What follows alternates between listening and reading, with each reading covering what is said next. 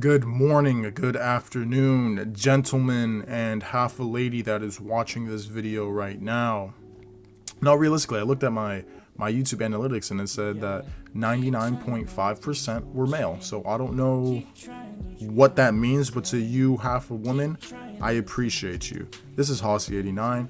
Right now, we're doing Kashtira versus Mathmech. Let's get right into it, man. I got the Vizzy in my left hand, trying to stay mellow. I got Unicorn. What are we going to search for Unicorn? Birth. Of course, Birth is one of the best spell cards out right now. Listen, so what you're going to see me doing in this combo right here is a little bit unorthodox. So mainly, if you're a Kashtira player who considers yourself competitive, the main end boards you want to make with Kashtira is the Lock 5 combo or the Arise Heart Pass. That being said, to do the Lock 5, you need 3 specific cards, which I don't know the actual percentage, but it's not often that you're gonna get it, right? So what I will normally do is go into the Arise Heart Pass. But if I don't have any protection for my Arise Heart, it doesn't really make sense for me, right? Because then I just lose to one card. If they have, Book of Moon, Book of Eclipse, Infinite Impermanence, like any of those one cards, I just kind of lose. So a lot of times I'll just play into the Nibiru because it's my only play. And I think that's what makes Kashtira so fragile sometimes. So you'll see that I'm going into the Shangri-Ira, Rise Heart, banish the Ogre. That way I can pick it up afterwards with the Birth. And that's what I'm doing right now, yep. And Ogre is going to search the preparations. The reason why I think Mathmech is one of the better decks of this format right now is just because no one's really siding for it, Bell is a great side card that I don't really see gets a lot of use. I mean, a lot of graveyard interruption. I don't really feel like a lot of people are siding there. Like, I feel like right now everyone's trying to kill Kashtira and maybe go against the trap decks. So I'm going to go into the 89 Mind Diablosis, and we're going to get rid of one of his 2 access codes because we know that's one of his main win conditions, right? So like access code, maybe his Abramax. We also know that Mathmech needs their cards in the graveyard. So right here, instead of potentially locking more zones in next turn, I just say, you know what, screw it. We're going to go into the Arise Heart. That way, if he does have an interruption, he needs to use it on the Arise Heart, or I probably will secure the dub. So yeah, that's what I do. I set 2. We know one of those cards is Preparation, and I pass. That being said, I feel like there was a misplay here on my part. Oh, before we get to that, so he's going to Infinite Impermanence. I'm going to have to Chain. That way I at least get some cards banished for the preparations.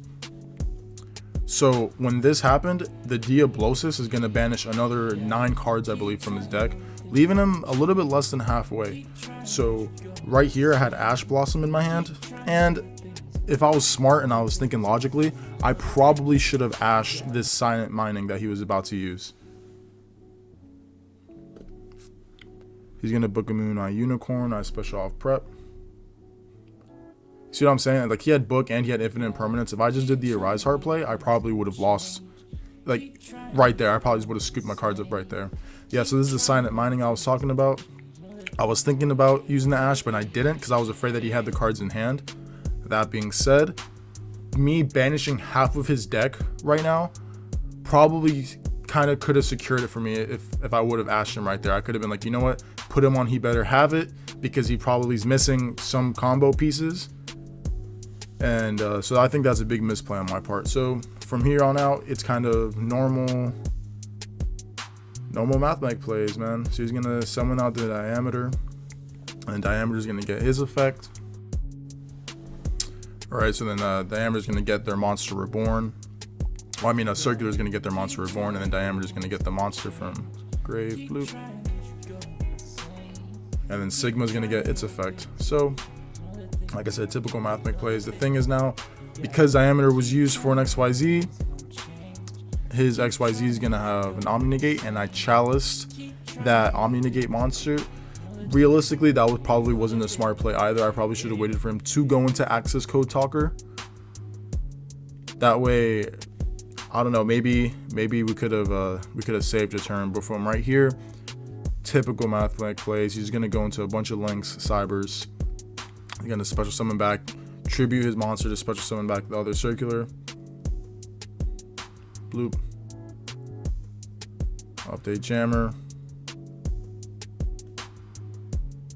And so his main reasoning for going to all these link monsters instead of the access code talkers is because, one, now he's going to have several different attributes in the graveyard to banish, as you can see right here, and that way access code can banish those monsters and destroy my cards in the field.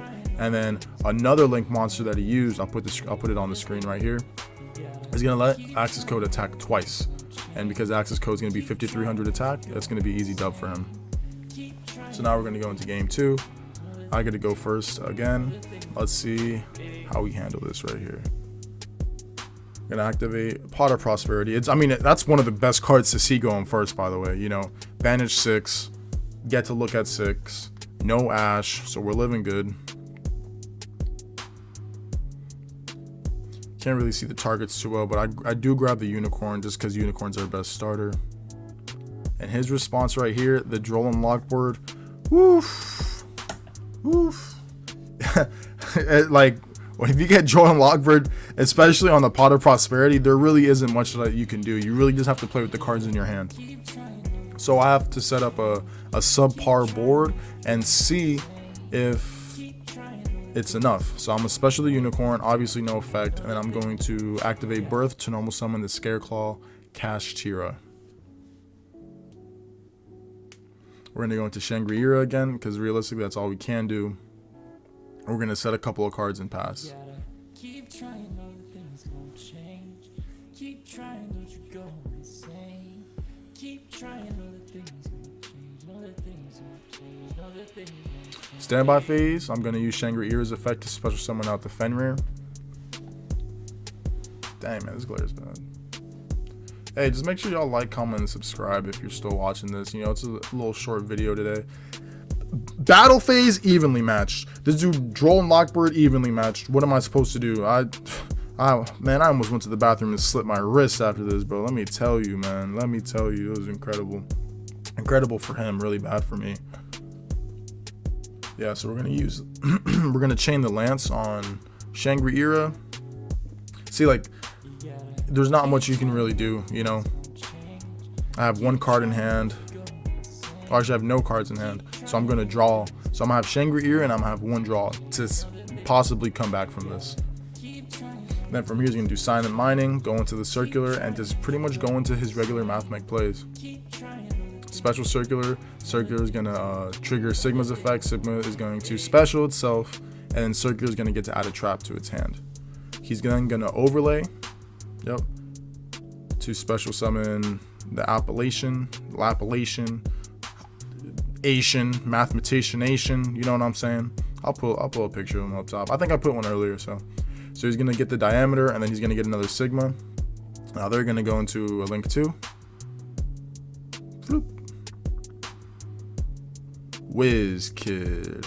Parallel XC. Like he had pretty much he didn't even have to do all of this, but he was just being a little cheeky right here. So Parallel Exceed is gonna summon another Parallel Exceed.